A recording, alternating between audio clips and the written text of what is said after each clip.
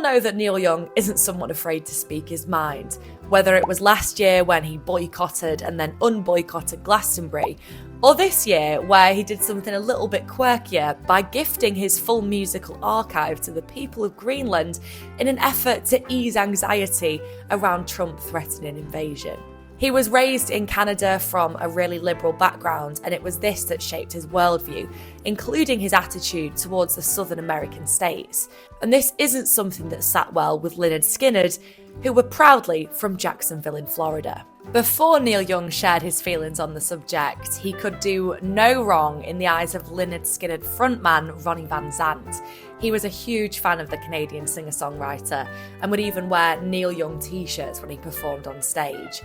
And it was because he held Neil Young in such high regard that Van Zant was so insulted when he heard his song Southern Man taken from his seminal album After the Gold Rush. And to be fair, it wasn't just Van Zant that was offended by the song. Neil Young also managed to offend a large portion of his fans that lived in these southern states. The song itself tackles racism in the southern areas of America and its historical ties to slavery and the Ku Klux Klan. But Lynyrd Skynyrd were offended by the fact that they thought it used stereotyping. As a result of the backlash, Young tried to defend his generalisation by saying the song was broadly about the American civil rights movement and less about specific Southern American states. But this fell on deaf ears. Although he did try and double down on this statement in the liner notes for his greatest hits album Decade, where he said, "This song could have been written on a civil rights march after stopping off to watch Gone with the Wind at a local theatre." But was this enough to stop Young from speaking out again? Well, no.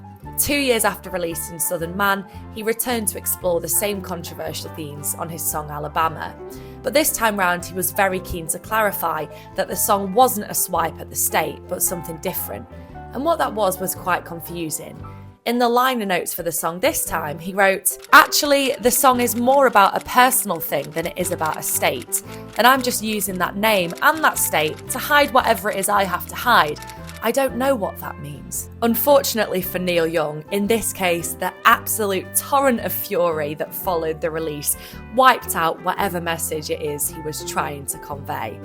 And Ronnie Van Zant was among the people that were absolutely furious.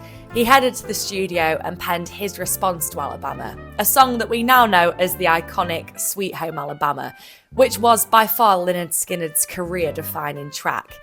And Van Zant actually name-checks Neil Young in the song, saying, "I hope Neil Young will remember, the Southern man don't need him around anyhow." The backlash to this track in particular did make Neil Young stop and reflect on his actions.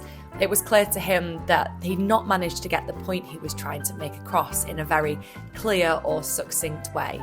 And in 2012, in his biography Waging Heavy Peace, he actually did apologise for both the songs, writing, "Alabama richly deserved the shot Lynyrd Skynyrd gave me with their great record. I don't like my words when I listen to it. They're accusatory and condescending, not fully thought out, and too easy to misconstrue." The singer-songwriter was more than happy to accept that in this case, he was the one in the wrong, and that does remain a testament to who Neil Young is as a person. He took the song in good faith and with good humour, even going on to say, "They play it like they mean it. I'm proud to have my name in a song like theirs." After they reconciled, Neil Young actually sent a demo version of Powderfinger to the group as way of an apology, and eventually agreed to let them use it on their upcoming album. But tragically, several members of Lynyrd Skynyrd died in a plane crash before they had the chance to record the now iconic track. Weeks after their death in 1977, Neil Young performed at a charity concert and treated fans there to a medley of Alabama and Sweet Home Alabama as a tribute to the fallen band.